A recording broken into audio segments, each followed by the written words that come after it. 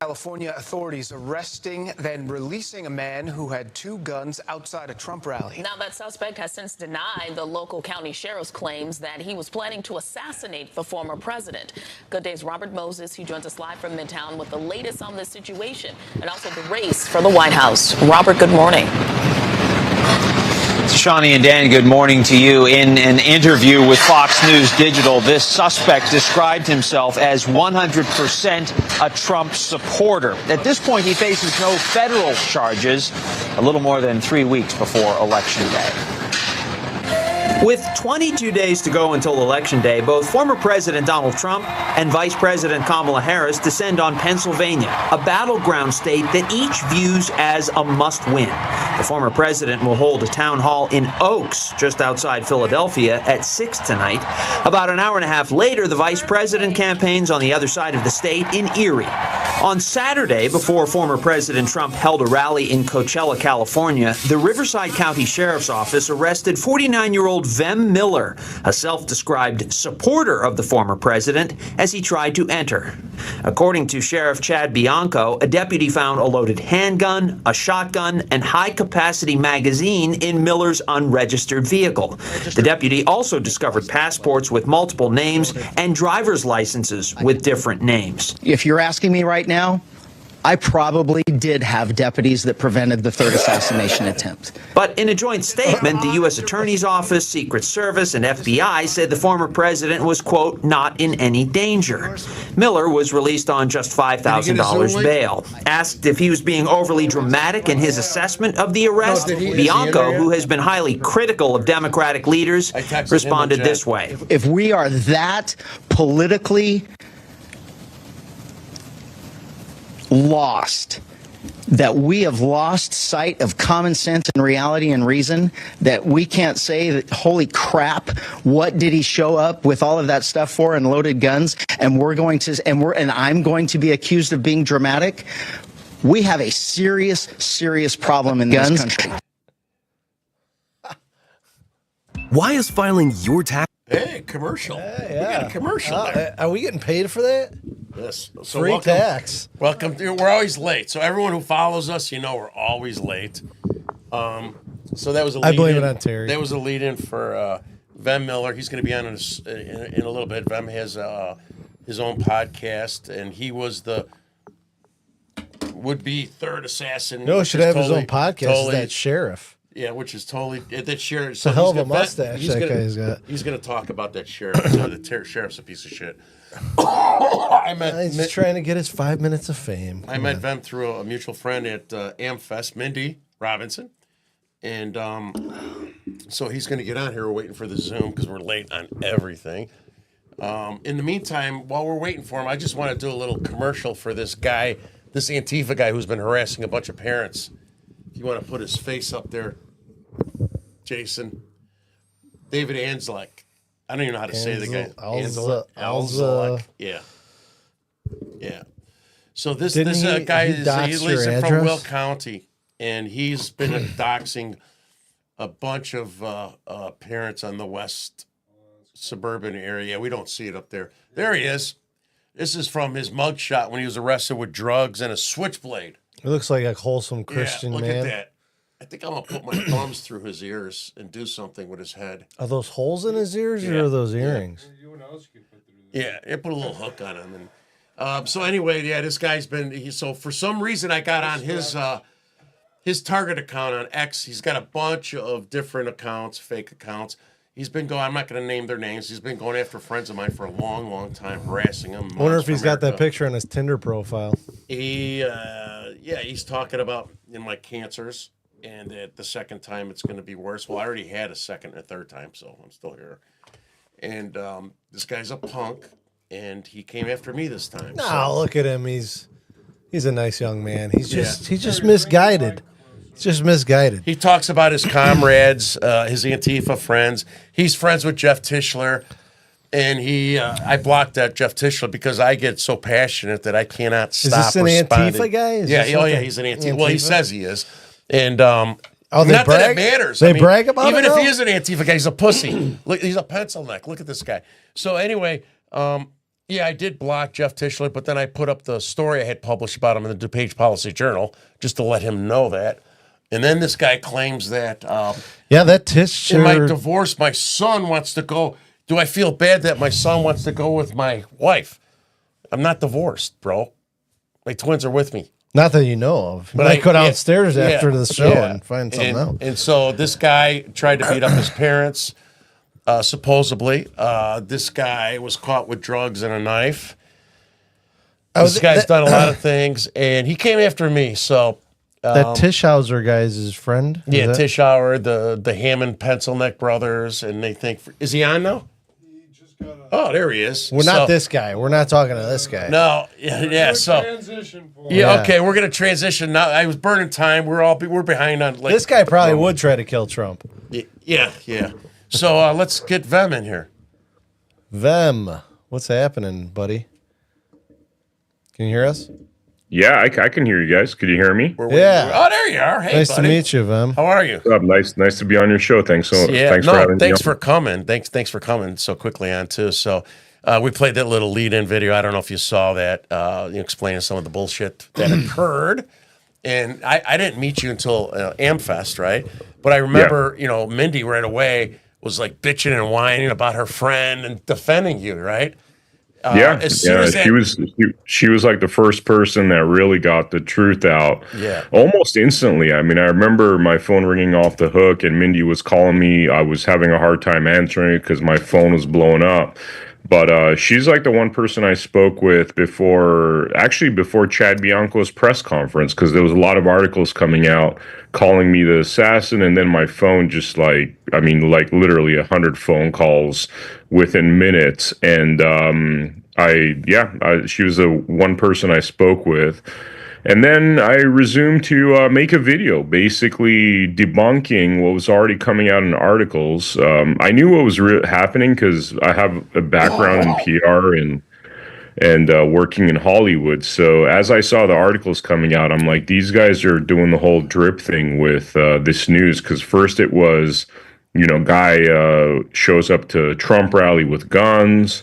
Then they start using possible assassination attempt. Hey, Vem, how about this first? Sure. I describe when I post you on Facebook and Twitter as a patriot and a Trump supporter. So why don't you do a little commercial in your bio, who you are, so people know a little bit about it. Then you could transition to the bullshit that occurred with the fake narrative. How's that? Yeah, sure. So I've been, I'm like a Hollywood guy, more or less. I grew up in LA, and very early on, like mid-90s, I started working in the industry in various capacities. First, running around filming bands, and that was like all the way till about 2000, 2001. Then became a music video director. In 2008, I transitioned to creating and selling TV shows. And my experiences doing music videos and also in the TV business was, I wasn't very happy with the kind of content we were producing, because even when we'd sell like a good intentioned show, it would turn into, really toxic entertainment. And both in music videos, and one of the reasons I stopped doing music videos was because the music was like really foul and toxic and all about drugs and promiscuity and gangster behavior. And after 7 years of doing that, I got really tired of that. And then I transitioned to television, and it was just another form of toxicity there. And in 2018, I stopped working in the traditional media, took a couple of years off, got my passion back for creating media. And around 2019, it was like mid to late 2019 that I actually started producing, I guess, the kind of content that we all do now in the freedom world, which is exposing what's really going on, trying to fill the gap of the mainstream media, try to counter their lies, and definitely a lot of MAGA content, a lot of content about how to really approach some of these problems that we have in this country where, we seem to have gone down a big downward spiral. But media has definitely been my lane, and I've seen how media has had a huge effect, especially on some of the younger generations, with the lies and the just Marxism, I guess you could call it, brainwashing, psychological warfare.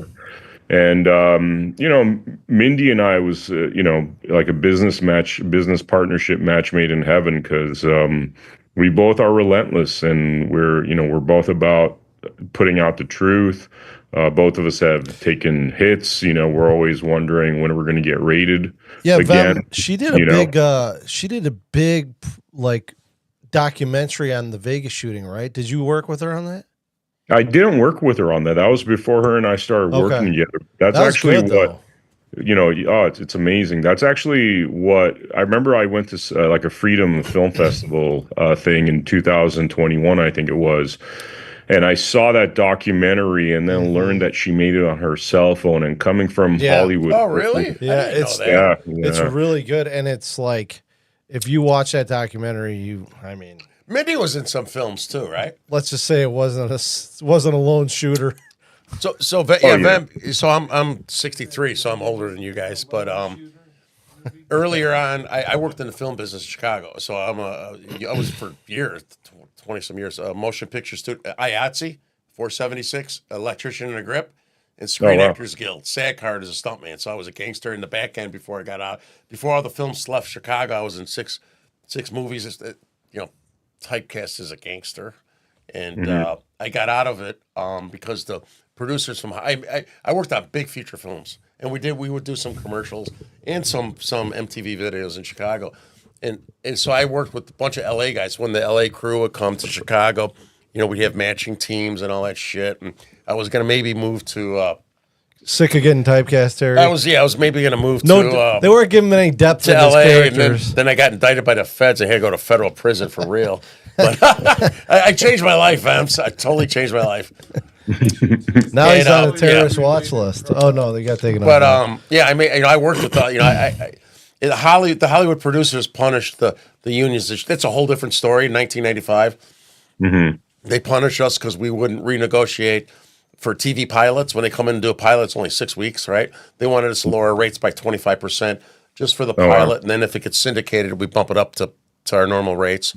They said, no, all the Italians are, fuck you, I can't afford to work for that, And I'm like, guys, if you can't afford, don't pick up the phone. We're in a union. And then the Hollywood, they got mad. They said, screw you. And they started filming up in Toronto.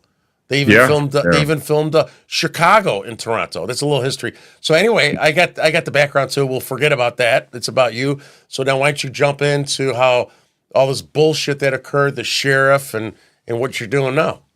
Your buddy, the sheriff. Yeah, so crazy enough, Mindy and I have been exposing, like the BS that goes on out there. We've really gone after a lot of corrupt people. As you guys know, Mindy's definitely set her target upon Joe Lombardo, who was the sheriff, who was the sheriff of Clark County, and then he became governor. And so when the funny thing about all of that is, she had a lot of angst inside her because this guy got a promotion, and in her documentary, she talks about how he was part of the Las Vegas mass shooting cover-up. So then, something very similar happens to me, where it's like a sheriff that wants to be California governor, and we knew from the start that he wanted to be California governor, all of a sudden lays those false accusations on me. But the crazy thing about all of this is, and just it blows me away, is for years prior to that, Mindy and I are actually going after corrupt politicians, corrupt judges, corrupt lawyers, and with some success, by the way. Like we've, through the content that we've done, we've had judges removed, we've had lawyers lose their bar license. And then out of 50,000 people, this Sheriff Chad Bianco chooses me to lay these false accusations, which is, that always blows me away, because if it was anybody else, you would have not even heard about it, as is, even though this is our full-time job, it's been hard enough, because just going after Chad Bianco and exposing his lies has been basically like a full-time job. I spend 30 to 40 hours a week, and it's also been a blessing that he ran for governor, because what he did when he ran for governor, and I'll get into his false accusations in a second, but all of a sudden he's got opponents, right? He's got Republican opponents, he's got Democrat opponents, and so those people are now incentivized to support Mindy and I, in exposing Chad Bianco, because for this very Sound short familiar? time, So I'm sorry, dear. So real quick, this is about you. So our sheriff in DuPage County came after me. He's a corrupt piece of shit, scumbag. They're all watching right now. Our sheriff's supposed to be a Republican. He sent the state police to my house. It's a whole long story. He's a scumbag. Guess who's running for governor in Illinois now?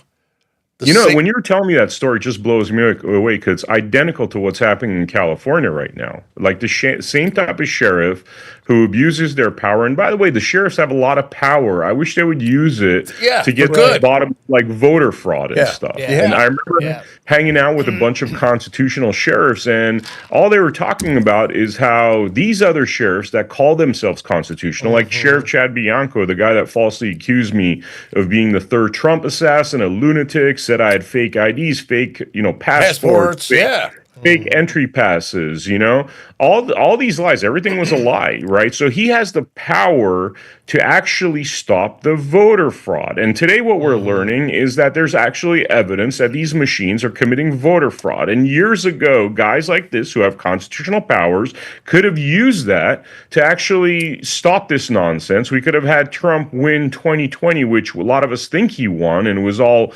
machines and all that nonsense.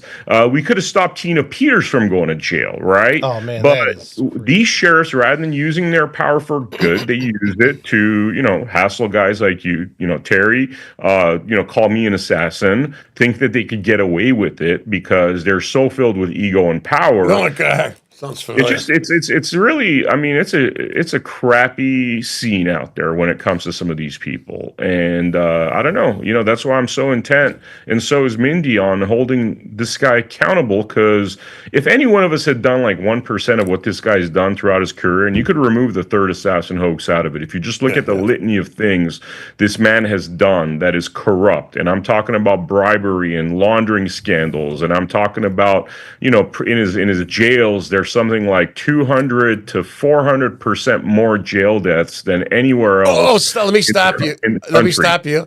Our sheriff, Mendick, his name's Mendrick, but I call him Mendick. Sheriff Mendick. And he, the county had to settle for a $11 million death in his in prison. Yeah. 11 million, and there's another one coming up in the pipeline. But then he likes to talk about how he's teaching inmates to plant flowers in pots and stuff, and he's trying to pretend he's a God's guy, and he's all this religious, and he came after me, and I openly talk about what I did 35 years. I changed my life, right? And I'm not who I was. I'm not proud of I'm proud of everything I've done, I became. And then this guy aggressively started exposing my background to try to discredit me because I challenged him. But he says he's doing God's work inside his prisons, while at the same time you think the guy, if he really was doing God's work, he'll say, look at Terry as a shining example of an ex-offender who changed his life. It's been 35 years. And the guy tried to come after me and embarrass my family, put their names in there. I don't want to get into it, but it's exactly the same. These guys become sheriff, and they think they're fucking gods. They think they're kings. Vem, there's also that interesting... highly interesting coincidence that the Vegas police incident commander on the night of the shooting became the Maui police chief. And then, of course, we all know what happened in Lahaina with the fire and everything. And there's a lot of it's just like there's a lot of coincidences going on here with some of these law enforcement. And to your point, like, because we had the constitutional sheriff on, what was his name? Sheriff Mack. Sheriff Mack. And he explained a lot about what was going on. So the sheriff that he's talking about, sheriff around here, he's supposed to be conservative, but there, he talked about doing a moratorium on rent payments and stuff like this. To get votes. It's just like... So you probably heard about Pritzker, the gun ban. You probably heard about J.B. Pritzker. Him and Newsom are trying to he wasn't gonna be the worst governors and the most progressive. So they put out this assault weapon ban. So our sheriff Mendick, I won't enforce an unconstitutional ban. I won't enforce it. And then the Democrats, because we're so powerful here, they push back. all of a sudden it's in the paper. Oh yeah, he's going to enforce it. Yeah. He just got done saying So it's they unconstitutional. understand how much power they have, and so to your point, like we could use that. They could use that in such like. So tell us about your sheriff. Sorry, man. Yeah. This guy. No worries. I mean, all this stuff you guys are saying, it's like literally a carbon copy of what we've been going through. Like they attack. When they're attacking me, they're digging up like a divorce that I had like 8 years ago. That was a messy divorce. And yes, my ex-wife said a bunch of BS about me. And we all know how those courts go. 90% of the time, it's like the dude that's the monster, regardless of evidence. So, they dig that up and they try to throw that in my face, right? Because they can't really dig up anything else. They got to go through something very personal, like a divorce case, which was, fraudulent like hell, but that's a totally different story. One of the reasons I even got into this, because I realized how corrupt stuff is out there.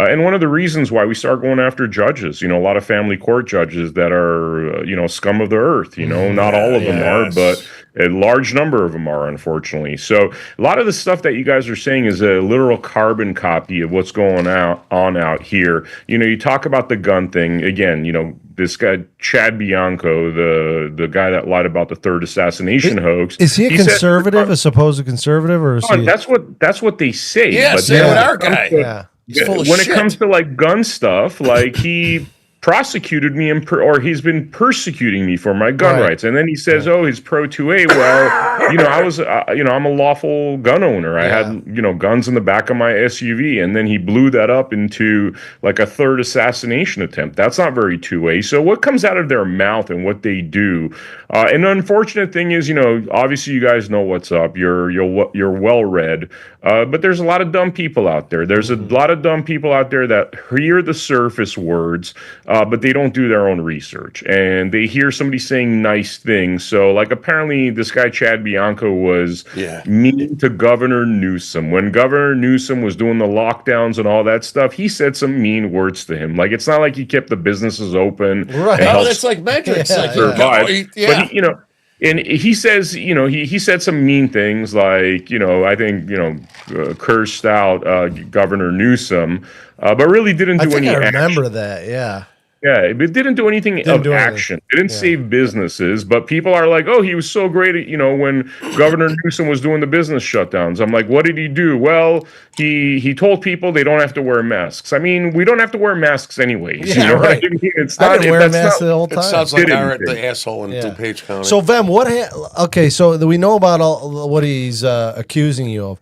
Yeah. How did take us through that day and how it played out? Yeah, as well as the weapons in the trunk, right? Yeah. So explain to people so they hear. Did you forget them there? Is it normal? Just so you debunk all that bullshit, right? Yeah. Yeah, sure. So I moved to, I'm from California, but I moved to Nevada in 2020 because of all the COVID nonsense, right? In this case, I was actually going from Nevada to California because I was conducting an investigation for one of our documentaries that involved me being in a dangerous location. For that purpose, I packed my shotgun and my Glock 19 in the back of my SUV. I was about 2.5 hours north of LA, basically doing surveillance on semi-trucks, and we could get into that topic later, but the gist of it was I was in a potentially dangerous location. I wanted to have my firearms with me just in case, right? After I'm done with that project, which is October 9th, that morning I heard about the Trump Coachella rally. I called my buddy who runs the Clark County Republican Party, and I asked him for special entry passes. And then I went to Coachella on October 12th, right? And regardless of what, Chad Bianco said and, all the lies that are out there because of him, I was nowhere near the Trump rally. I was not even trying to enter the Trump rally. I was actually 1 mile away from the Trump rally, and I got as far as about 20 yards from the private parking lot entrance, right? And I didn't even attempt to enter the private parking lot, because what I did is, okay, I know that I'm a big Trump fan. I've been to a ton of rallies. I've been to private events with President Trump. So I told myself, let me drive up to this deputy who was on the left side of my vehicle and let him know I have a couple of firearms, thinking that if he's worried or whatever, he'd tell me to make a U-turn and go home. So practically speaking, had he said, okay, fine, you could enter the private parking lot, I would have parked my car. Then I would have got out of my car and walked 0.8 miles. Driving, it was about a mile distance, but it was a 0.8 mile walk. And the reason they do this is because they got to separate the rally from the parking lot, because people, like a crazy person, like a Timothy McVeigh style type could show up and with car bombs and blow up the rally if it was too close. So they make it about a mile distance intentionally. And I know this because I've been to so many Trump rallies, And by the way, this thing that I'm talking about with telling the police officers about my guns, I've done a lot in Nevada, and they just tell you, all right, fine, park your car. Obviously, don't take him to the rally. Like, practically speaking, you got to walk about a mile. Then you get to the actual Secret Service security screening, which is that you're going through metal detectors and stuff. So there was a lot of steps for me to actually get to the rally, right? So this notion that I showed up to the Trump rally with guns is completely false.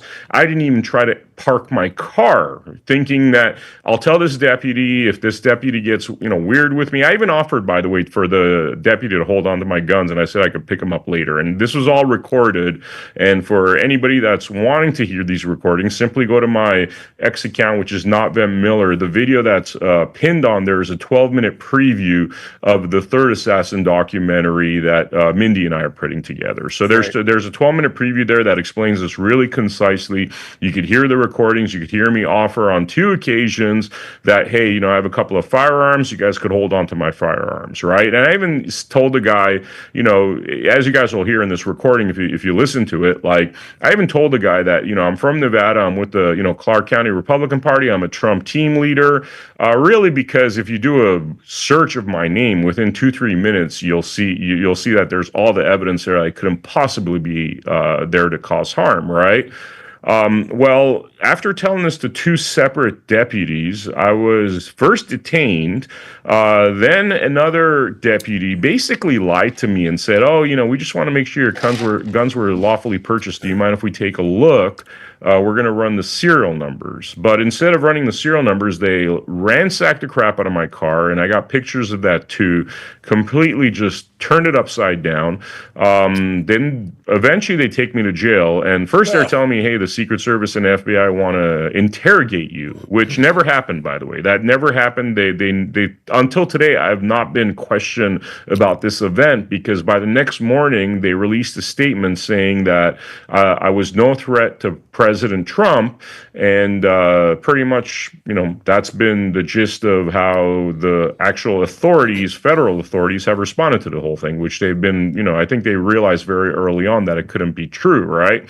So now we're getting into October 13. I'm released from jail 1:30 a.m. in the morning. They just give me a citation. There was no bail, nothing like that. Which also so they kept you for 4 days? No, they kept me for 5 hours. Okay. Oh, 5. I thought you said 5 hours. No, okay. Typo. Yeah, so October 12 is when they apprehend me. Eventually arrested, booked into jail, I'd say 7:30, 8 p.m., released by 1:30 a.m. on the 13th, the next day. Then I wake up and I go to the taco place next door because I was stuck in this crappy motel. It was the only thing I could find because everything was booked because of the Coachella rally. And as I'm getting tacos, I'm going through my phone and seeing all these articles come out. First about like a gunman that was apprehended. Then that becomes possible Trump assassin, which becomes Trump assassin. And then at that point is somewhere in there is when I talked to Mindy about it, because my phone was blowing up and she's really the only first person I wanted to talk with. There's others that I eventually spoke with, but I had to explain what was going on with Mindy, and she knew that the whole thing was nonsense. And really, I gave her the information that then made her go out there and really blast social media. And, she started, pointing a lot of doubt in that official story.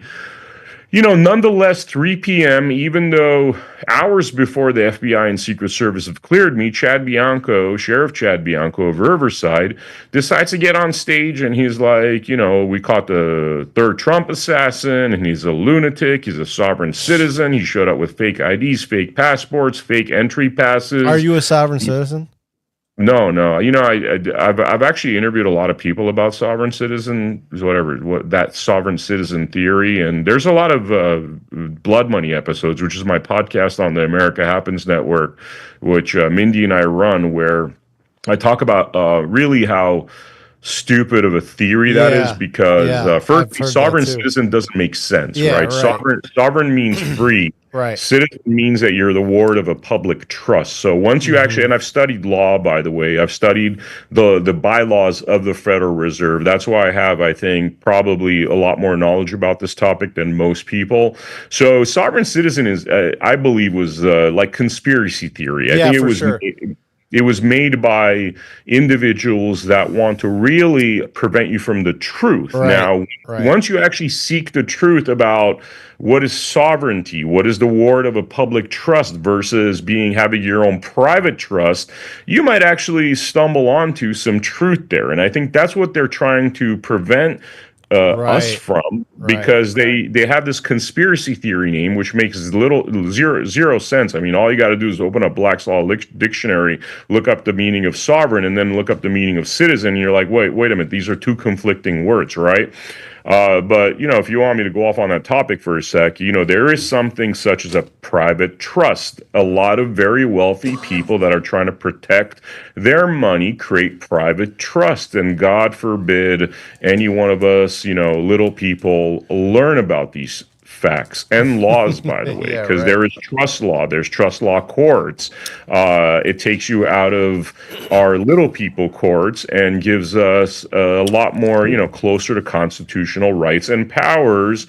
And this is why I believe they throw that name around to really make, you know, demonize people so they don't get to the truth. Because if we all started opening up our own private trusts and, you know, having the same privileges of, you know, the Bill Gates and the Hillary Clintons of the world, then we wouldn't be necessarily subject to some of the nonsense that happens when you're part of a public trust. And I think that's their fear. So do you think, so did he say that about you, that you were a sovereign citizen? Yeah, he said that. He said that based upon, he said I had a homemade license plate, which wasn't a homemade license plate. You know, just kind of, you know, I think his goal, like, if you think about it, right, he's saying I have multiple fake passports, multiple fake IDs, multiple guns, illegal guns, you know, paints a picture of this kind of like, you know, Jason Bourne, James Bond assassin type. Oh, my car was in disarray. So what do you think when you think his car was in disarray, right? You think the guy shows up with a 1970s hoopty with a big beard like the Unabomber, with like a suitcase full of, you know, fake passports, fake IDs, and guns, you know, paints a picture of somebody that's, you know, very, like, you know, might be there for dangerous reasons. Now, the crazy thing was none of that's true. Like, I was driving a 2024 Kia, right? Okay. Not only was it a 2024 Kia, I have a receipt from the day before. I'm talking literally October 11, where in LA, before I left for Coachella, I had paid $31 to get the car cleaned, vacuumed. I mean, you know, $31, full clean. So it wasn't in disarray. It was a very clean looking car, but he wanted to paint a picture. And then, you know, you paint that picture. And by the way, you watch a press conference. If you actually watch that whole thing, you know, it's kind of comedy, because I've never seen somebody pat themselves on the back so much within 28 minutes. I mean, it was so crazy. I thought I was watching a comedy routine. Was this when he made these allegations about you? Was this before he announced he was running for governor? Yeah, it's before. But so he was using it. There's all these interviews prior to the assassination hoax where he's talking about, I'm definitely going to announce between November 5th and January 1st. So it was performance art. It was performance art. Yeah, dude. Yeah, it was basically, you know, performance art. He wanted to make himself look like a hero. He keeps saying, oh, I don't know what he was here to do, but, you know, with his little nasally voice. And his mustache, his perfectly kept mustache. So, Vem, the reason I ask you about that sovereign citizen thing, and it's also interesting that you work with Mindy and you guys are doing, obviously you're investigating a lot of stuff that, you know, the Patriot type people are investigating. And it was interesting to me that you mentioned the sovereign citizen thing. Do you think, I mean, that sounds like an info op to me, right? Because what you were describing to me with why that became part of the zeitgeist online with sort of, the conservative patriot types was that like somebody in the government inserted that to make people look crazy. It's a conspiracy theory, just like everything else. I just find it interesting that he added that to you. So he had to have known it, law enforcement, right? He had to have known about this in terms of an information operation. Do you think maybe that's, there's something there in that sense? I mean, there was definitely a lot of fear mongering. It's like even today they published an article because my parents just filed a $25 million lawsuit because their house got raided. Wow. You got to tell us about that too, but keep going. I'll get into that too. But essentially, I think, and the point I'm trying to make here is every article is like, guy that shows up with guns to Trump rally, right? So think about that psychologically. It's like they're demonizing. Even though it's not true that I showed up to a Trump rally, the media keeps wanting to mention that. So, especially at the timing, right? There was the 2 assassinations attempts, so that made this was like people got to remember. But I'm talking about today. I'm talking about today when the Las Vegas media announced my parents' $25 million lawsuit.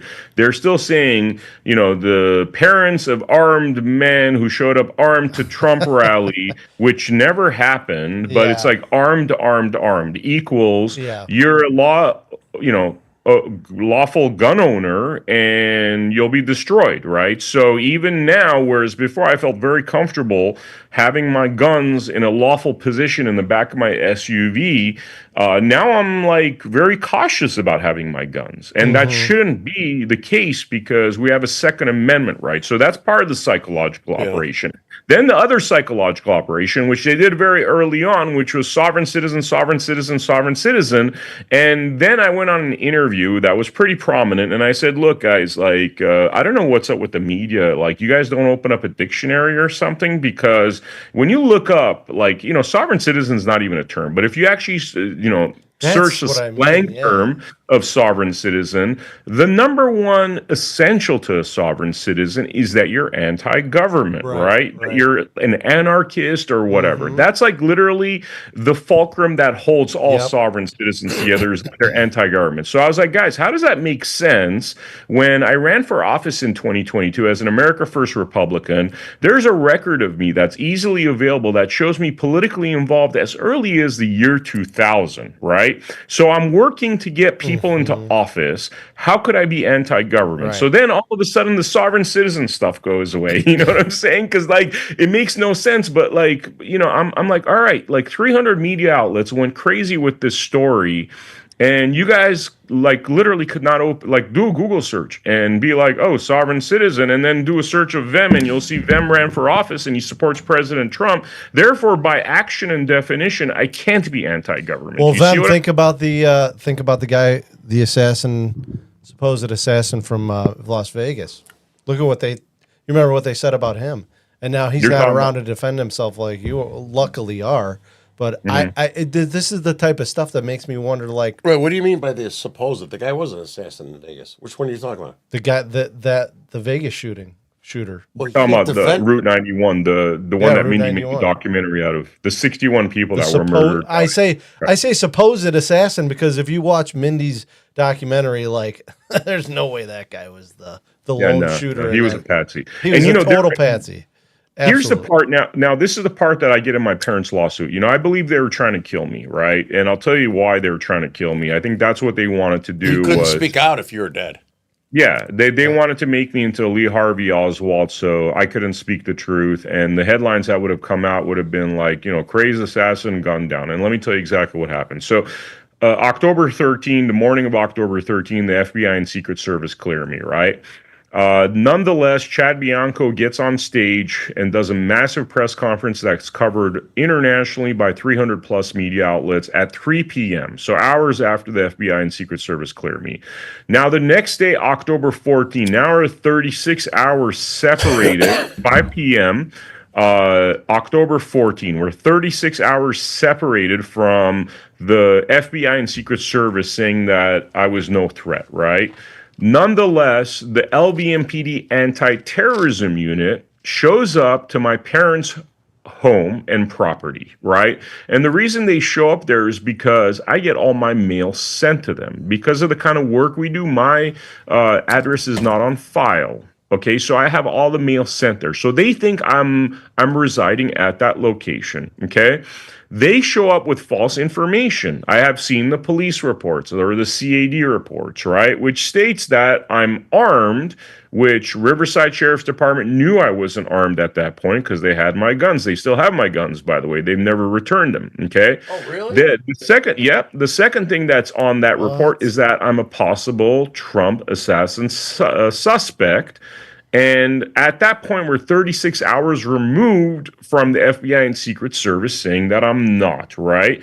And it says I'm a sovereign citizen, right? So a number of LVMPD officers, anti-terrorism unit, show up to my parents' home and neighborhood. They go around basically propagating these lies about me being a potential Trump assassin by talking to all the neighbors. Oh my God. They try to break into my parents' home without a warrant, right? So my parents are inside the house, scared out of their minds. Obviously, they're seeing all these reports that I'm, this Trump assassin suspect and all that stuff. And now there's multiple police officers. I've heard up to 12 anti-terrorism officers in front of their home. They enter the property. They enter the backyard, even though they hear a dryer working inside the house. And we've seen the body cams, so we know this 100%. One of the cops says, look, the dryer is like working. So one of them's trying to, or a bunch of them are trying to conjure up this theory that I killed my parents and then went off to assassinate President Trump. That's what a bunch of cops are talking about.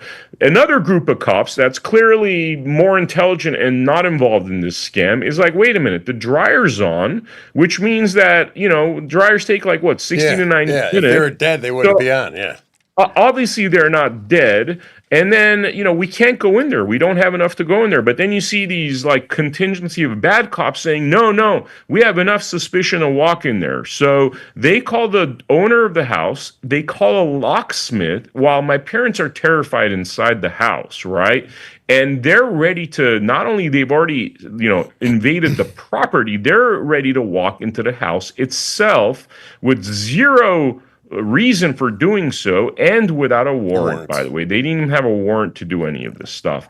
Now, had it not been for a friend of mine that's, his name's Steve Sanson. He runs a group called Veterans in Politics, somebody I, deeply admire because he's been going after these scumbags for a real long time. A lot of us started this stuff in 2019, 2020. This dude's been at it since the 90s, taking out bad cops, taking out bad, lawfully speaking, judges, lawyers, all that stuff, And so he's a good friend of mine, a brother. And so my mom, also friends with him, calls Steve Sanson. Steve Sanson shows up. And had he not showed up, and this is a dude that has the governor's phone number, the sheriff's phone number, judges' phone numbers. He's like literally standing in front of my house, calling judges, that he knows, calling the governor, calling the sheriff to stop this incursion from happening. And, then the police officers notice what's going on, that this is not your regular dude. Yeah. He's going to like really F up my career.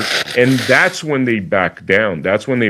Otherwise, they would have, gone into my parents' home.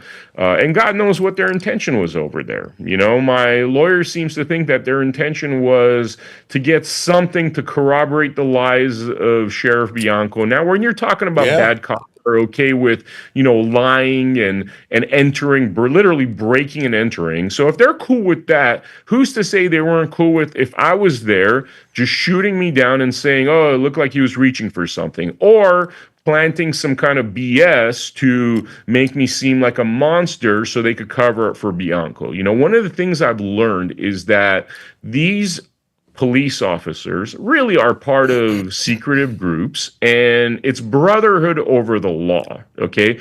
I have no issues with some of these groups and their whatever men's societies or whatever you call it, but if your job is you're a cop and you're supposed to be beholden to the Constitution and the law, Yep. but your brotherhood exceeds that, then I'm sorry, you're just a gangster. You're just a Crypto blood. You know what I mean? You're one of those, you're no different than the street guys that are shooting each other and covering up each other's BS because you're not beholden to the law. You're beholden to a bunch of individuals and covering up for those corrupt individuals. And I will say this, from seeing the body cams, for anybody that's got the patience to sit there and watch 22 body cams that we've gotten a hold of, which, by the way, were very heavily edited, very heavily redacted, but there's still enough in there to show their absolute criminal behavior.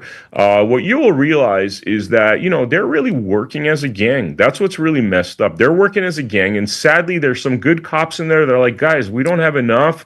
Like, this is not right. I mean, you hear them arguing amongst each other, but there's definitely scumbag cops embedded within them that were totally cool with breaking and entering into my parents' home, and from that point, you know, God knows what was going to happen. You know, so Vem, back to before when it first started, do you think you were targeted?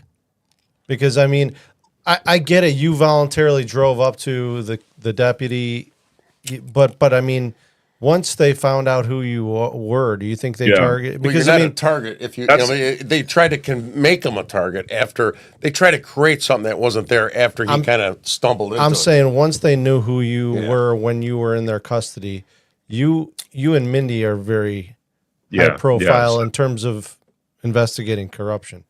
Yeah. So, you know, I've been asked that a lot because I was the one that drove up to him. Had I not driven up to them, this would have potentially never happened, right? But once they had me, and remember, I'm in the back of an SUV for 2-something hours before they actually put me under arrest. So during that time, is it possible that they searched, you know, Vem Miller and find out who I was? You know, contacted some of the people in their secret little brotherhood and found out how offensive the work that Mindy and I have done has been to them, right? And okay, I'll give you some examples, right? September 10, we released a documentary through the America Happens Network called Bundy versus Deep State. It's about the Bundy Ranch standoff and a lawsuit that this gentleman, who unfortunately is no longer with us, named Mike Little, is launching against the federal government. It's all about how the federal government is using fraud to steal the land of ranchers so they can get rid of all their American ranchers, destroy the family structure that these ranchers have, because a lot of these ranchers have like 14 kids and 100 grandkids. I mean, Cliven Bundy has literally 99 grandkids because he has like, I don't know, 12 or 14 children that then got married and had kids, and they're all ranchers and farmers, right? Well, during the making of this documentary, Mike Little becomes extremely ill and passes away. He passed away August 24.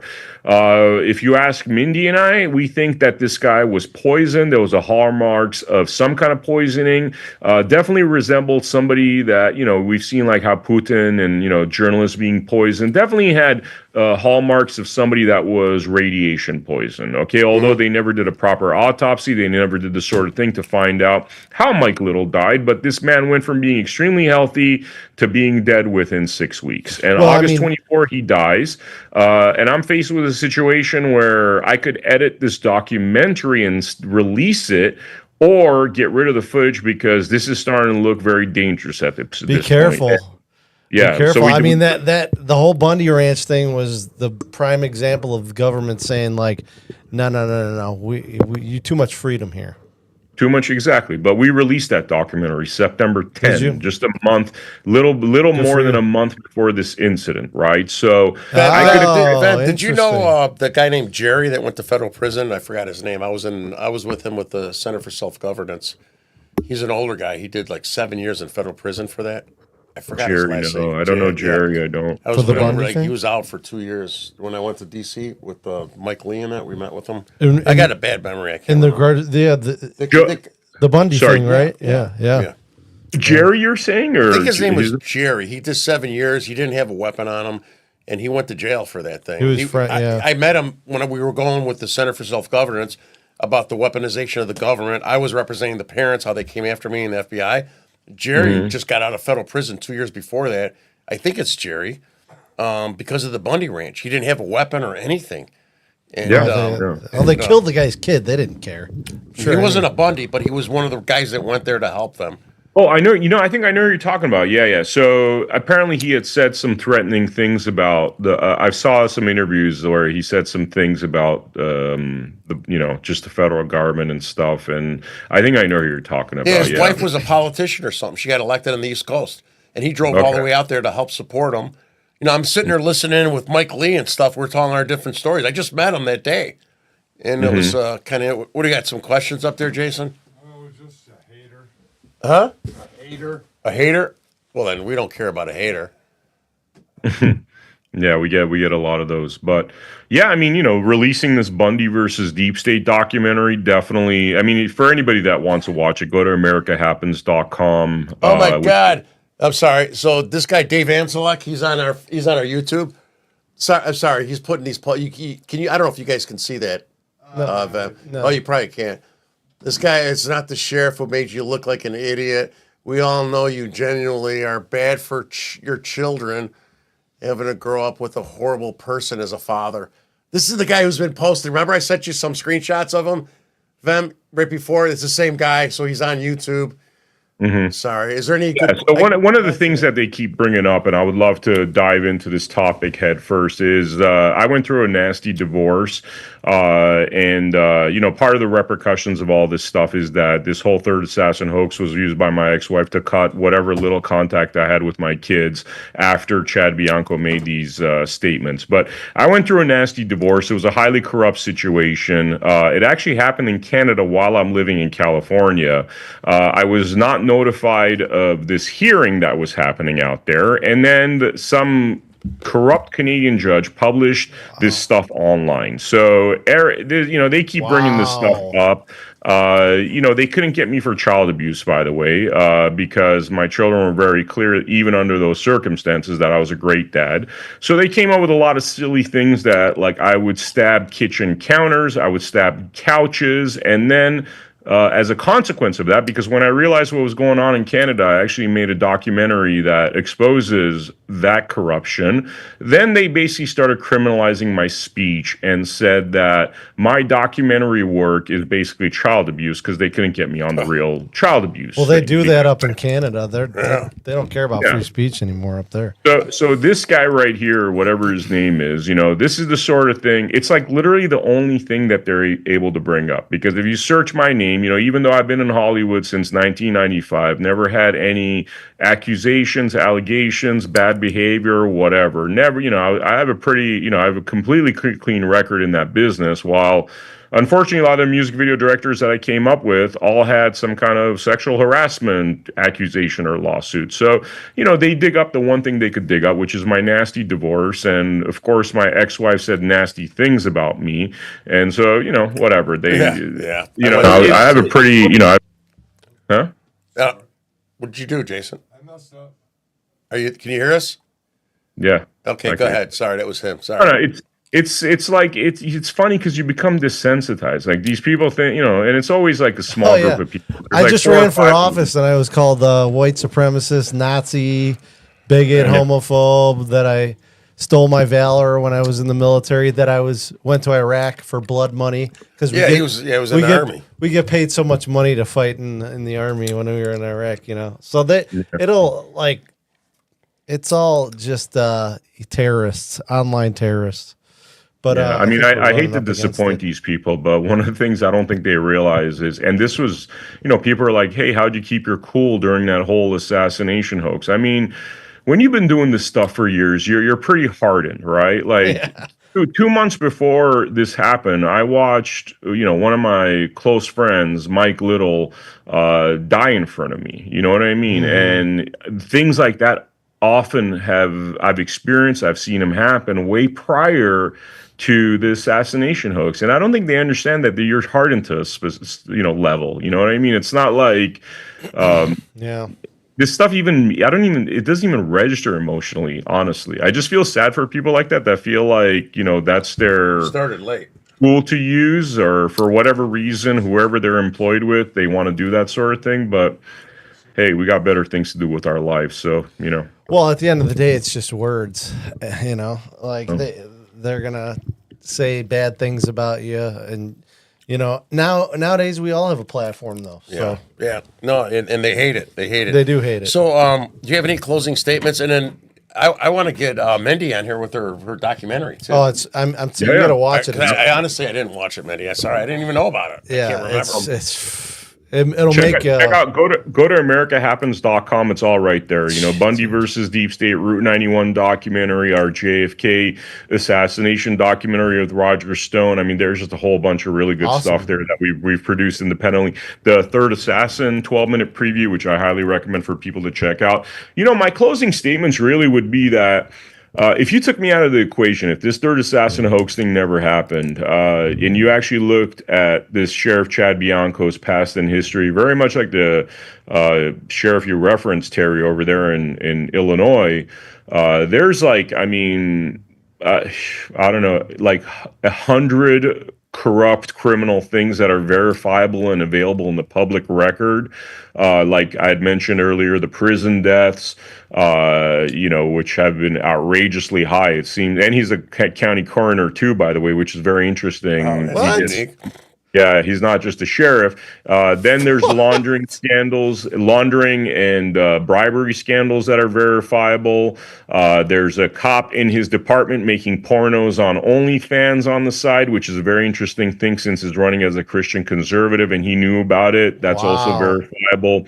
You know, there's a list of we made a list of about 32 things that are pretty explosive on the level of calling somebody an assassin that happened prior to this even happening. And this sort of thing doesn't exist in a vacuum, right? So outside of your parents, are you able to sue him too? I am suing him already. I was the first one to sue him in March. I did a $100 million lawsuit against him in the Riverside County Sheriff's Department, and then my parents literally today dropped last night dropped their lawsuit, but it hit the news today. And he's not winning. He's not going to win the election, is he? You know? No. The issue's not him. He has no chance in hell of winning. Just like our sheriff. Oh my God, we said the same thing. The guy's a joke. No. It's also like a guy like that with, you know, his like porn stash and stuff. I mean, that doesn't really appeal to a lot of the black and Mexican voters, you know. So it just image wise, it looks like he belongs on an episode in Reno 911. Yeah. I mean, he doesn't realize it. He's like walking parody, you know. A lot of these guys are so filled with ego that they don't realize. I mean, that's not my fight. And to be honest with you, the money's not my fight either. My fight's really more about like, look, Terry, you've gone through your experiences. Like, if you fart in the wrong direction, you go get arrested, right? Yeah. But these guys are, you know, they could commit blatant crimes, you know, money laundering, covering up murders, covering up drug dealers, losing 60 pounds of fentanyl. These are real things, by the way, that are on this list. Where it's like if any one of us on this you know, podcast did like 1% of this stuff, we'd be in jail. But like for some reason, our public officials at the highest, at the medium levels, and on the lowest, I mean, they're not held to the same standard as us. So my real fight is I want this guy to be judged by the same laws that we'd all be judged by. As simple as that, you know? And we'll see what happens with that. I mean, we're 7 months removed from him making these false accusations. And by the way, it is a federal crime to make false accusations that you know are false. It's punishable by 5 to 8 years of prison. And nothing's happened thus far. So that's very disappointing. I am disappointed in, you know, the FBI that they haven't taken a deeper look at this because crimes were committed in the process of calling me an assassin. And so that is my fight. I really, you know, I don't know. I refuse to live in a society where we are these like pawns for people in power and they don't get the same judgment and accountability that we're subject to. That to me is just repugnant. And you know, just something that we got to fix. That's why I keep being loud about this. That's why we're constantly in the media. If you guys, you know, search my name, I mean, you know, you'll find a lot of stuff that's happened just in the last 2 weeks with me making appearances on, you know, Newsweek's Fox, Blaze. I mean, you name it, you know, so we're, We're just fighting to get this word out there and make sure that this guy's held accountable and really send a message to all the rest of the scumbags out there, because it doesn't happen in a vacuum. That's another thing where, doing this to an investigative journalist, Mindy and I have done deep dives on what's really going on in Riverside County. And what you have is you have a corrupt DA, you have a corrupt former DA, and then you have a bunch of very wealthy people that for their own selfish reasons are funding the crap out of all of these people. Like, I'm talking about the same wealthy people, the same cast of characters, and there's this criminal cabal that's happening in Riverside, and they've gotten away with it. And the federal government doesn't seem to be very interested in putting these kind of people in handcuffs. So what's going on there? We need a MAGA movement in California and Illinois. That's for sure. Yeah. Well, we're trying to fix that. Thank you for coming on. I love. I'm glad you were able to get your story out too, right? Because people see the other bullshit more so, and it makes so much sense that what you're saying. So I appreciate it, and anything we can help to get the message out there, we will definitely do it. Good to meet you, Vem. Keep up the fight. I'll see you at the next event at the bar somewhere. Hold this guy accountable. Looking forward to it. Yeah. Thank you so much for having me on your show, guys. And definitely for the viewers out there, please check out AmericaHappens.com. You can see a lot of our work that we've done in trying to hold these scumbags accountable. Yeah, thank you. Thanks, Keep it up, man. Thank you. All right. Take care. Thank you, guys. Thanks, everybody, for watching. Hey, Jason, before we sign off here, one really quick time, put that, speaking of scumbags, put that guy's picture up there real quick. The guy that was sending us YouTube messages. Wait, that's the guy? It was him. yeah. No kidding. Hey, wait, we don't see him on the screen. But that guy was sending us. Yeah, that was him. Yeah, there he is, Dave. I struck a chord. You were watching us. Wait, but Dave. So listen, Dave. But it said so you go after. Name. Yeah, he's got a bunch of fake names. So Dave, listen to me. This is your first time you came after me, right? So you go after women, you beat up your parents, you do all this stuff. Obviously, you didn't do enough research on me, all right, buddy? You're not going to slide this time. I think, he looks like one of those, you better be careful, looks like one of those incels. One of those guys who... Looks like an inbred. Who never gets laid and then blames society for it. I wonder if his mother is his dad's sister. He's got a little bit of... He needs some of that, chew some gum. Yeah. That jawline's looking a little... Well, go ahead, Jay. I'll bet you $10 those holes in his ears will stretch big enough. Oh, they will. I'm going to grab him like this. Hey, Dave, when I get you, when you're crying, I'm going to put my fingers through your ears. Okay. I'm not going to be on that episode. Yeah. I don't want to be on that episode. And there's nothing you could do about it, buddy. Nothing. They'll look like you know the Hammond brothers can't help you. Jeff Tischler with his SPLC story can't help you. Just maybe you look like you were. That's what I was. No, I was. Oh, okay. See, like I said, I don't want to be on that episode. I'm not. This is why I lost. Yeah. This is why I lost. We're not homophobic on this show. Well, Terry's not, obviously. No. That's the prison shit coming out. Exactly, Dave. Right? You said I was not in a real prison. I was in a fake prison, Dave. I was in a fake one. You're gonna learn real hard. Hey, I just hope you have that as your Tinder profile pic. Yeah. That's gonna win you a lot of. You got a big future ahead of you. You do. See you guys. Thank you for joining. Remember, look up Dave Vanelsek. He's from Shorewood. He lives in Plainfield now. He's stalking Moms for America, me, other people, talking about my cancers, all this crazy stuff. So, and he's talking about friends I grew up with. So that's Dave right there. Dave and I are going to meet sometime soon. Bye.